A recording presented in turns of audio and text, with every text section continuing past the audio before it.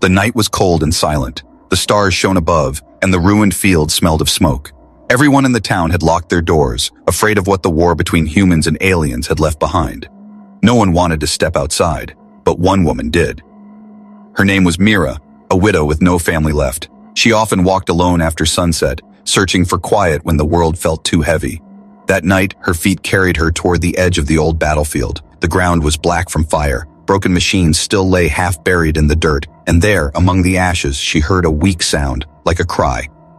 At first she froze. Her mind whispered, "Don't go closer. It could be a trap. It could be one of them." But her heart pulled her forward. Slowly, she stepped over metal scraps and broken helmets until she found the source of the sound. It was a child. Not a human child. His skin glowed faintly blue in the moonlight. His hair was thin, almost silver, and his eyes, too large for his face, shimmered with fear. He was small, curled against a broken beam, clutching his knees as if the world might swallow him whole. Mira's breath caught. She had heard stories about alien children, creatures born of war, dangerous even when young. People in the town whispered that they carried strange powers, that they could call their armies with a single scream. But when Mira looked closer, she saw something else. The boy was shivering. His clothes were torn, his arms bruised. He looked less like a monster and more like a lost soul. "Shh," she whispered, kneeling beside him. "I won't hurt you." The child flinched and pressed back, his eyes glowing brighter. For a moment she thought he might attack, but instead he whispered something in a language she didn't understand. His voice was soft, broken, as though he had not spoken in days. Mira's heart broke. She stretched out her hand. The being. Boy hesitated. His lips trembled. Then, slowly, his tiny fingers touched hers. They were cold as ice. In that moment, something inside her shifted. She remembered her own son, long gone now, taken by illness years before. The pain had never left her, and maybe it never would. But when this alien child's hand gripped hers, she felt a spark of life again, a reason not to walk alone anymore. She lifted him into her arms. He was light, far lighter than a human child, as if his bones were hollow. He clung to her neck, silent tears running down his strange cheeks. Mira carried him back through the silent streets. Windows opened as she passed, shadows watching from behind curtains. People whispered, "Is that one of them? She's lost her mind, bringing danger into our town." But Mira did not answer. She only held the boy tighter and hurried home. Inside her small house, she wrapped him in a blanket and lit a fire. He sat near the flames, staring at them with wide eyes, as if fire itself was new to him. She gave him bread and water. At first, he only sniffed at it, unsure. Then hunger overcame fear, and he ate in tiny, careful bites. For the first time that night, Mira smiled. "There now," she whispered. "You're safe." But in her heart, she knew safety was only a dream. If the town discovered she had taken in an alien child, they would demand she give him up. Some would call the soldiers, others would try to drag him out themselves. Still, Mira could not turn him away. She made up a bed for him in the corner, laying soft cloths on the floor. As he lay down, his glowing eyes drifted toward the window, toward the stars beyond. His lips moved, whispering again in that strange language. Mira leaned closer, trying to hear. The words were soft, like a prayer. She could not understand them, but she felt their meaning, longing, sadness, and the echo of a name. Perhaps he was calling for someone who would never come. She placed her hand on his head gently. "Rest now," she said. "Tomorrow we'll find a way." The child's eyes closed, but even in sleep, tears slipped down his face. Mira sat by the fire staring at him. Questions burned in her mind. Who was he? Why had he survived when so many others had not? And what would happen if his people came searching? She shook her head. For now, none of that mattered. She had made her choice. She would keep him, protect him, raise him if she must. Outside, the night grew colder. Wind howled through the streets, rattling doors and windows. In the distance, a strange hum rose, low, steady, and unnatural. Mira frowned and stepped toward the window. The stars above seemed brighter than before, and for a moment, she thought she saw a shadow move across the sky. She returned to the boy, watching him breathe. He was peaceful now, but something about him felt larger than life, as if he carried a secret too big for his small body. And Mira could not shake the feeling that by saving him, she had invited something far greater and far more dangerous into her home. The house was quiet. The fire had burned low, and Mira sat in her chair, watching the alien child sleep. His breathing was soft, steady now, no longer filled with fear. For the first time in years, her home did not feel empty. But outside, something was different. The night air was too still. Even the dogs in the street had gone silent. Mira felt it in her bones, the sense of being watched. She rose, walked to the door, and placed her ear against the wood. Nothing. She told herself it was only nerves, but when she turned, her heart froze. Someone stood in the corner of the room. It was a tall figure, cloaked in dark cloth, half hidden by the shadows. Mira's first thought was of a thief, or worse, a soldier come to take the child.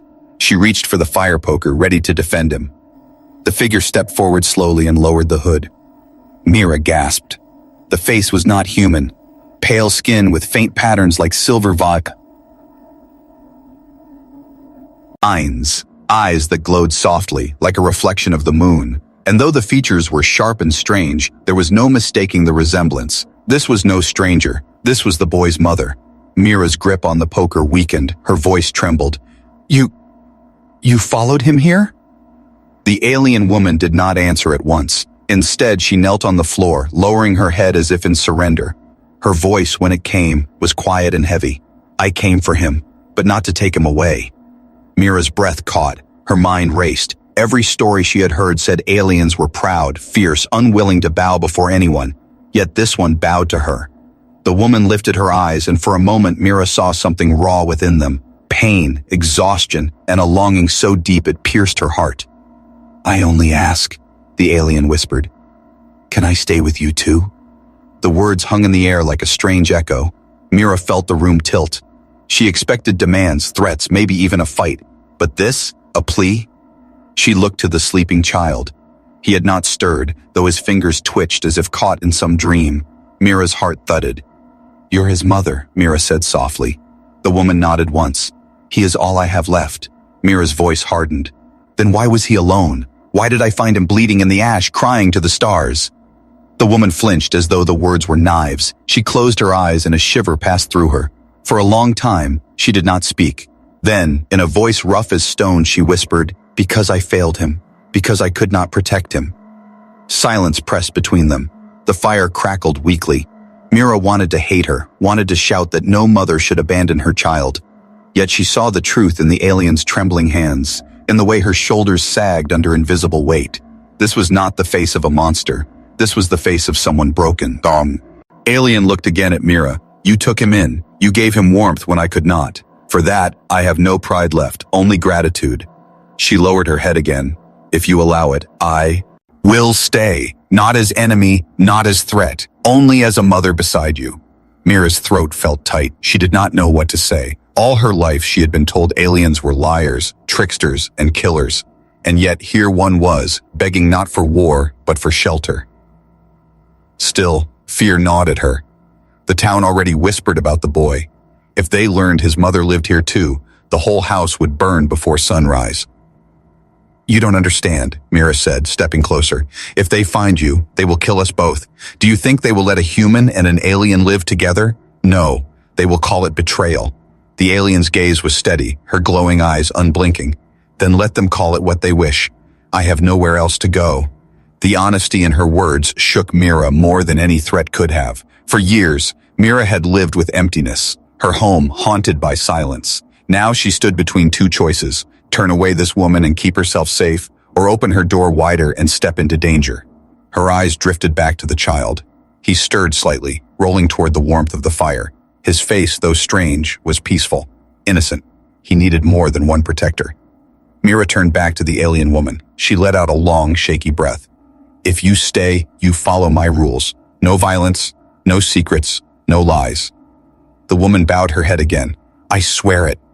Something passed between them then, an understanding neither had expected. Two mothers from worlds apart, bound by the same fragile thread, a child. But even as the fire flickered, Mira could not shake the feeling of eyes on her. The silence outside was too deep, too heavy. Someone was watching. She stepped to the window and pulled the curtain just enough to peer out. The street was empty, but in the distance, on the far corner, she saw a shape slip into the shadows. Her heart pounded. Had the council sent spies? Had neighbors seen the tall figure enter her house? She turned back, her voice sharp with warning. They know you're here. The alien mother's eyes darkened.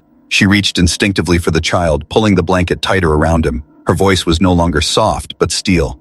Then we must be ready. The firelight danced across her silver-marked skin, and for the first time, Mira saw not only grief in her, but strength that might one day bring danger to her door. And still, Mira whispered to herself, I will not let them take him. I will not let them take her either.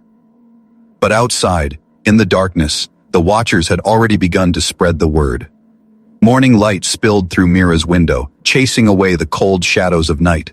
The alien boy still slept, his chest rising and falling in steady rhythm. Beside him, his mother sat cross-legged, watching him with unblinking eyes. She had not moved since the night before. Mira poured water into a cup and handed it to her. Drink. You look as if you haven't rested in days. The alien woman accepted the cup with both hands. She sipped slowly, as though the simple act of drinking water was strange to her. Your kindness. I did not expect it. Mira did not answer. She was still unsure if what she had done was kindness or foolishness. For the first few days, life in the little house moved carefully, like walking across thin ice. Mira taught the child to eat bread properly, to wash his hands in the basin, to sit quietly when the neighbors passed outside. He listened, eager to please, though sometimes he would whisper in his own tongue when he thought no one heard. The mother, whose name Mira finally learned was Celine, helped without being asked. She swept the floor, gathered firewood, and even mended Mira's torn coat with surprising skill. Yet she never left the house, never stepped past the threshold. Still, more spread quickly in the town. It began with whispers. She took in an alien child. Then came sharper voices. There is another living there, a tall one. By the third week, people no longer whispered. They spoke openly when Mira walked through the market. Traitor. She will bring death to us. First the child, now the mother. What's next, a whole army? Mira ignored them, but the weight of their stares pressed on her back like stones. Each day the circle of suspicion grew tighter. One afternoon the council summoned her. The great hall was full of townsfolk, faces lined with anger and fear. At the center stood the council leader, a stern man named Garin. His voice carried across the chamber. Mira, the people speak of your house. They say you shelter enemies. Tell us the truth. Are these whispers false? Mira's heart pounded. She knew a single wrong word could end everything, but lying would not save her for long. She lifted her chin. I found a child on the battlefield. He was alone. I could not leave him to die. A murmur swept the crowd, some shocked, others disgusted. Garin narrowed his eyes. And what of the woman, the one seen at your door at night? Mira hesitated. She is his mother. Gasps filled the hall. Someone shouted, then she is enemy. Another cried, she is spy. Garin raised his hand, and the hall fell silent. His gaze locked on Mira's. Do you understand what this means? By keeping them, you place us all in danger. If their kind return, they will burn this town to ash. Mira forced her voice steady. If danger comes, it will not be from them. That woman has lost everything. That child has no one else. If we drive them away, we become no better than the monsters we fear. The hall erupted in voices, some supporting, others condemning. Garin let them argue for a moment before he raised his hand again. You choose a dangerous path, Mira. If harm comes to this town, the blame will rest on your shoulders. Mira walked out under a storm of eyes. She knew the council's warning was not empty. Suspicion had become a fire, and it was spreading fast. That night, she returned home with heavy steps. Celine met her at the door, her glowing eyes calm but searching. They do not want us here. No, Mira admitted. They don't. Celine looked at the sleeping child. I will leave if it protects you. Mira shook her head. No. If you go, they will hunt you, and him. She glanced at the boy, curled against the blanket. We stay together, but you must be careful, both of you. Celine studied her for a long moment, then bowed her head. Then I will trust you, even if your people do not. Days turned into weeks. Mira's house became a place of quiet rhythm. She baked bread, Celine gathered herbs, and the boy began to laugh again, his strange voice filling the room with a sound neither woman had heard in too long. For a moment, it felt like family, but the world outside grew darker. Neighbors no longer greeted Mira in the streets. Doors closed when she passed. Children were pulled away from her as though her shadow carried disease. One evening, as the sun sank red over the fields, Mira heard footsteps outside her window. She pulled the curtain just enough to see. Men stood in the street, 5 of them, torches in hand. They did not move closer, but they did not leave either. They only stared at her house, their faces hard and cold. Mira's stomach twisted. She turned to Celine. "They're watching us." Celine's eyes glowed faintly in the dim room. She placed her hand on her child's shoulder. "Then they are waiting for the day they will come inside." The fire flickered low, shadows climbing the walls. Mira sat with her hands clenched, her heart heavy. She had chosen this path, but she knew the storm outside was only growing stronger, and when it broke, it would fall on them all. The nights grew longer. Mira often woke to the sound of Celine whispering to the stars. She would stalk, and by the window, her silver-marked skin glowing faintly in the moonlight, her voice low and broken. Mira could never understand the words, but she could feel the weight in them, grief, longing, and something else she could not name. One night, when the child was asleep, Mira finally asked, "Why do you pray like that? Who are you speaking to?" Celine did not answer at first. She stood still, her hand resting on the window frame. At last, she turned, her glowing eyes heavy with memory. "I speak to the dead, to those my people lost." Mira frowned. "Lost in the war?" Celine shook her head slowly. "Not war, betrayal." She pulled back her sleeve, and for the first time Mira saw it. A mark burned deep into her skin, a brand like twisted metal. The edges were scarred, the wound old but never healed. Mira gasped. What is that?" Celine's voice was sharp yet full of sorrow. "It is the mark of chains. My people were not only hunted, they were sold, betrayed by our own allies, taken as slaves." The room seemed to darken around her words. Mira sat still, unable to breathe. She had heard stories of alien soldiers, but never of this. Celine's hand trembled slightly as she traced the scar. "They branded us like animals, forced us to build ships, fight wars that were not ours. Those who resisted were killed. Those who obeyed lost their souls." Her voice broke, but she continued. "I escaped. I carried my child with me, but in running I failed him. They found us. They struck him down. I thought he would die." Her eyes flicked to the boy, sleeping peacefully by the fire. "When you found him, I believed the stars themselves had answered my prayer." Mira's throat tightened. She thought of the council, of the men with torches, of the whispers that filled the streets, and suddenly she saw how blind they were. To them, Celine was a danger, but to Mira, she was something else, proof that even enemies bled, suffered, and loved. "You never told me," Mira whispered. Celine looked away. "Would you have believed me? Your people already fear what they do not know. Truth would only sharpen their knives." Silence fell between them. The fire popped, casting sparks into the air. Mira studied Celine's face. The sharp lines, the faint silver veins under her skin, the sadness etched deep into her eyes. At last, Mira asked the question she had held back for weeks. "Why stay here? Why not run farther to somewhere safer?" Celine's reply was simple. "Because safety does not exist. No matter where we go, they will hunt us. Unless..." She paused, her eyes flickering with something fierce. "Unless we learn to fight back." Mira's chest tightened. She had hoped Celine would say hide or wait or survive, but the word fight chilled her blood. "If you fight, they'll kill you. They'll kill him." Celine's gaze softened at the child. "I do not want war, but I cannot let him grow in fear. He must know who he is. He must know what was taken from us." Her voice dropped lower. "He is not like the others. His blood is rare. His power, when it wakes, will be great." Mira's breath caught. "Power?" Celine nodded. "Already you have seen it, haven't you? The light in his eyes, the way the air trembles when he cries." Mira thought back. Yes, she had felt it. The night she found him, the air itself had seemed alive, and when he dreamed, sometimes the walls of the house would groan as if touched by unseen hands. "What is he?" Mira whispered. Celine's answer was quiet but unshakable. "He is hope. The last hope of my people." Before Mira could speak, a sound cut through the night, a low hum, steady and unnatural. It grew louder, shaking the walls, rattling the window glass. Celine stiffened. "They are near." Mira rushed to the window. At first she saw nothing but stars. Then a light, faint but moving, swept across the fields. It hovered in the distance, pulsing like a living eye. "What is it?" Mira breathed. Celine's face was pale. "A search craft. They hunt survivors." Mira's stomach twisted. If the council saw that light, if they suspected it came for Celine, the house would not stand another day. Celine gripped Mira's arm. We must be ready. They will come for me. For him. Mira looked back at the child, sleeping so peacefully, unaware of the storm gathering outside. She whispered fiercely, then they will have to go through me first. For the first time, Celine's lips curved into the smallest smile. Not pride, not victory, but respect.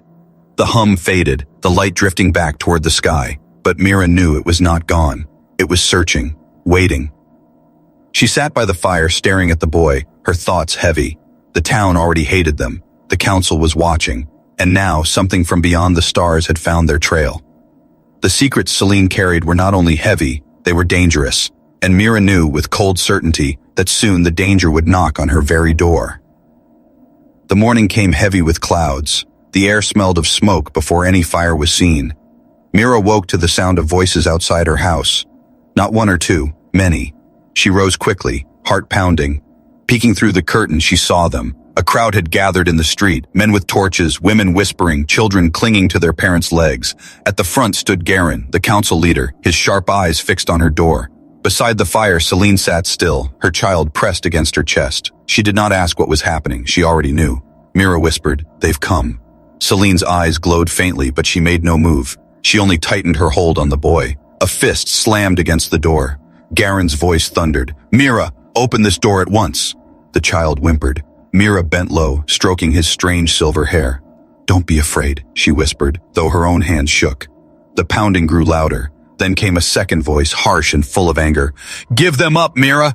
The alien woman and her spawn! Do it now, or we'll drag them out ourselves! Mira stood first. Ozen. She had prepared for this moment in her mind 100 times, but when it came, her throat closed. How could one woman face a whole town? Celine rose at last. She laid the boy gently on the bed and looked at Mira. Her voice was calm, like the stillness before a storm. Step aside. I will face them. Mira shook her head fiercely. No. If you go out there, they will kill you. Celine's glowing eyes met hers. And if I stay hidden, they will kill you. Before Mira could answer, the door burst open with a crack. Garin stepped inside, flanked by two men carrying spears. His gaze fell first on Mira, then on Celine, tall and unyielding in the firelight. So it is true, he spat. You shelter the enemy. You bring poison into our town. Mira stepped in front of Celine, her arms wide. She is no poison. She is a mother, just like me. The crowd pressed closer, faces twisted with fear and anger. She'll call her kind, one shouted. They'll slaughter us all, cried another. Garin raised his hand. Take the boy. The words struck Mira like knives. She lunged forward. No, he stays with me. The men moved past her, reaching for the child, and in that moment, something strange happened. The boy screamed. It was not a normal scream. His eyes burst with light, brighter than fire. The air shook, a wave of force exploding outward. The men staggered back, torches flickering wildly. The walls groaned as if struck by thunder. Everyone froze. Silence fell, broken only by the crackle of the fire. The child's small body trembled, his hands glowing faintly, as if charged with lightning. Mira stood stunned. Celine's voice cut through the silence, low and steady. Do you see now? This is why they fear him. This is why they hunt us. The crowd murmured in panic. Some backed away, clutching their children. Others tightened their grip on weapons, their fear twisting into rage. Garin's face turned pale, but his voice roared above the noise. He is dangerous. If we let them stay, none of us are safe. Mira stepped forward, her body between the boy and the crowd. Her voice, though shaking, rang clear. You call him danger because he is different, but he is a child. Would you kill him for what he might become? No one answered. The silence was heavy, filled with doubt and fear. Celine lifted her chin. If you wish to strike us down, then strike me, but leave him. Her glowing eyes swept across the crowd, unflinching. We have lost everything already. We will not bow again. The crowd wavered. Some lowered their weapons. Others whispered, uncertain. But Garin was not swayed, his face twisted with fury. If you will not hand them over, then you are no longer one of us, Mira. From this day, you are cast out. You and your monsters. Mira's heart ached. The home she had built, the people she had known, gone in a single sentence. But when she turned and saw the boy clinging to Celine, she knew her choice was already made. She lifted her voice, steady and strong. Then so be it. I would rather stand with them than live in fear with you. The crowd gasped. Garen's eyes narrowed. "Leave before nightfall. If you remain, we will burn this house to the ground." With that, he turned, leading the others away, but their whispers lingered, carried on the wind. Traitor, fool, enemy. When the last torchlight faded, Mira closed the broken door with trembling hands. Celine stood beside her, silent but unbowed. The boy, exhausted, collapsed into Mira's arms. She held him close, feeling the faint hum of power still in his small body. Tears filled her eyes, but her voice was firm. "They will not take you, not while I live." Celine placed a hand on Mira's shoulder. "You have chosen a path of fire. There is no turning back now." Mira nodded. She knew it was true. By defending them, she had lost her town, her safety, her old life. But in their place, she had found something else. Family. Outside, the sky rumbled with distant thunder. Or perhaps it was not thunder at all. Perhaps it was the sound of ships moving in the heavens, closing in on their trail. The house was quiet after the raid, but the silence was heavy, full of unspoken fear. Mira sat by the fire, her arms wrapped around the boy. His small body trembled, worn out from the strange burst of power that had saved them. Celine knelt beside him, her silver-marked hands resting gently on his head. Her glowing eyes softened. "He is awakening faster than I feared," she whispered. Mira frowned. "Awakening? You mean, what happened today? That light? That sound?" Celine nodded. "It is the gift and the curse of his bloodline. He cannot control it yet. But soon, he will have to choose what to do with it." Mira's heart tightened. He was only a child, fragile and scared. How could he be asked to choose anything so heavy? The boy stirred in her arms, his large eyes opened slowly, still glowing faintly from within. He looked at Mira first, then Celine. His lips trembled as he whispered in broken human words, "Am I bad?" Mira's throat closed. She hugged him tighter. "No, my sweet one, you are not bad. You are just different, and different is not evil." But Celine's face darkened. He must understand. The power inside him can save or destroy. If fear guides him, he will bring ruin. If love guides him, he may bring hope. The boy turned his glowing eyes toward her. "Hope?" Celine touched his cheek gently. "Yes, you are the last hope of our people." Mira saw the confusion in his face. He was too young to carry such words, and yet, something in his gaze told her he understood more than a normal child should. That night, sleep would not come. The three of them sat close by the fire, listening to the wind outside. Every sound felt sharper, the creak of wood, the distant bark of dogs, the whisper of footsteps that might be more than wind. And the town no longer trusted them. Soldiers might arrive any day. As dawn approached, Mira decided, "We can't stay here. They will burn this house before long. We must leave." Celine agreed with a solemn nod. "The mountains. There are caves where their search crafts cannot see. It is dangerous, but it is better than waiting for the flames." The boy clutched Mira's hand. His voice shook. "Will they follow us?" Mira looked into his frightened eyes. She wanted to promise safety, but she could not lie. "Maybe, but we will stay together. That is what matters." So they packed quickly. Bread, water, blankets, a small knife. Mira wrapped the boy in her old coat, hiding his glowing skin as best she could. At sunrise, they stepped into the street. The town watched. Faces peered from windows, from doorways, from behind shutters. No one spoke, but their eyes followed, cold, accusing, filled with both fear and relief that the traitor was finally leaving. The boy felt their stares and pressed his face into Mira's shoulder. She whispered in his ear, "Do not listen. Their fear is not your fault." Beyond the town, the road stretched wide and empty. Fields lay barren from war, trees blackened at their edges. The silence of the land pressed down on them. Yet for the first time, Mira felt free. No walls, no counsel, no whispers, only the long road ahead. By noon, they reached the edge of the forest. Mira was about to suggest rest when the sound came. Hooves, many. She turned sharply. A group of riders appeared on the road behind them, men of the town armed with spears and torches. Garen rode at the front, his face like stone. "Run," Celine hissed. But the boy pulled away from Mira's arms. He turned to face the riders, his small frame shaking. His eyes glowed brighter, the air around him alive with unseen energy. Mira shouted, "No, don't!" She rushed to him, but Celine caught her arm. "Wait," Celine whispered. "This is his choice." The riders drew closer, their voices rising. "Stop them! Kill the alien witch! Take the boy!" The child's glow spratted. brighter and brighter until even the horses faltered, rearing back in fear. Garen raised his spear, shouting curses. The boy lifted his hands. A shield of pure light burst outward, forming a dome around Mira, Celine, and himself. The riders struck it with their weapons, but the spears shattered like glass against stone. The boy's voice rang clear, stronger than Mira had ever heard. "No more hurting!" The energy pulsed once, and the riders were thrown back, tumbling into the dirt. Their torches died, their horses fled into the trees. Silence followed, broken only by their groans of pain. Mira fell to her knees beside the boy, tears streaming down her face. "You saved us!" The boy's glow dimmed. He swayed, exhausted, and Mira caught him in her arms. Celine knelt too, her eyes wet for the first time. He has chosen.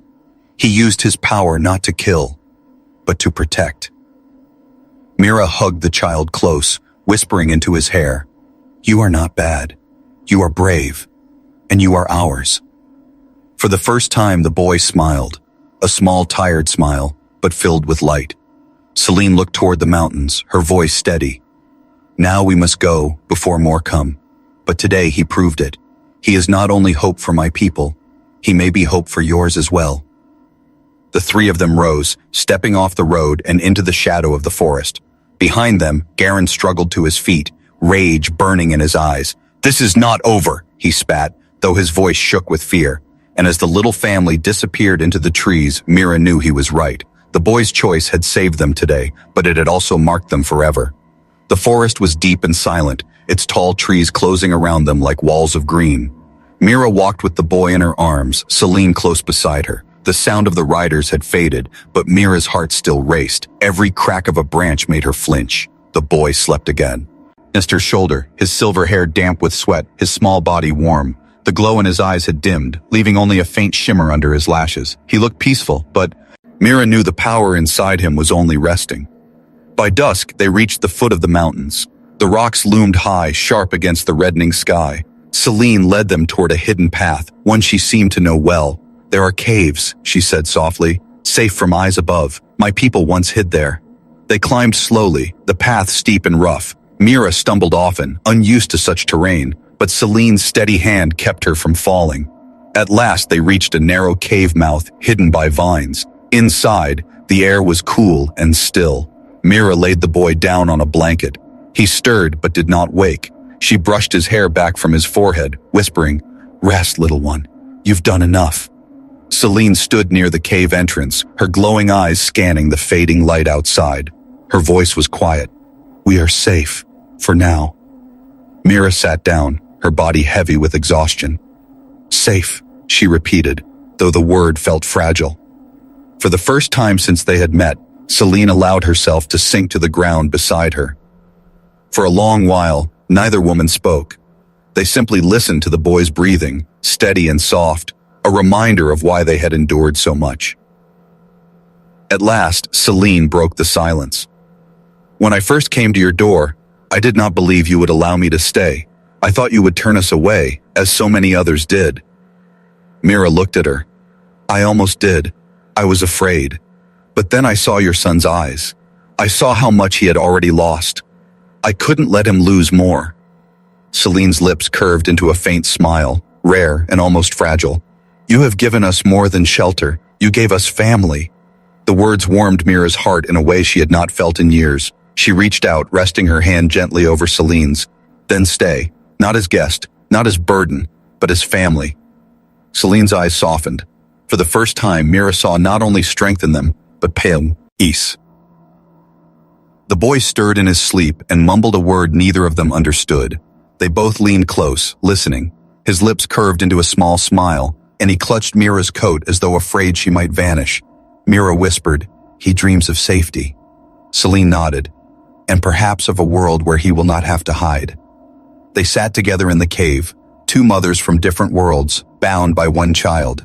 For a brief moment, hope seemed stronger than fear, but hope is always fragile. The next morning, as the sun rose over the mountains, Celine stepped outside to gather water from a nearby stream. She returned with her face pale, her steps quick. "What is it?" Mira asked. Celine pointed to the sky. At first, Mira saw only clouds. Then she noticed it, A dark shape moving slowly across the heavens. Not a bird, not a cloud, a ship. Her stomach turned cold. "It has found us," Celine whispered. The boy, woken by her voice, sat up. His glowing eyes widened as he too looked skyward. For a moment, fear flickered across his small face. Then, to Mira's surprise, it vanished. He reached out his hand, as if calling to the ship itself. "Wait, no," Mira said, pulling him close. "It's dangerous." But the boy only whispered one word. It was not human speech. It was his own tongue, clear and strong, as if he had always known it. Celine's eyes widened. "He is calling them." Mira's heart raced. "Calling who?" Celine's voice shook with awe. "Not the hunters, not the slavers, the ones who remain, survivors of my people." The ship drew closer, its dark shape blotting out the morning sun. The ground trembled faintly as it hovered above the mountains. Mira held the boy tightly, torn between fear and wonder. Could it truly be survivors? Or was it another enemy come to claim him? Celine's voice was steady now, though her eyes glistened with hope and fear alike. "This is thus. A beginning, Mira. His power has awakened, his choice has been made, and now the galaxy will answer."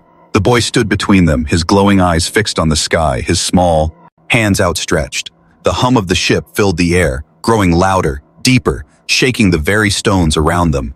Mira's breath caught in her throat. She whispered the only words she could find. "Whatever comes, we face it together." The ship's light swept over the cave, blinding, all-consuming. The air thrummed with energy. The boy smiled, his voice ringing out clear and bright, and the world changed forever.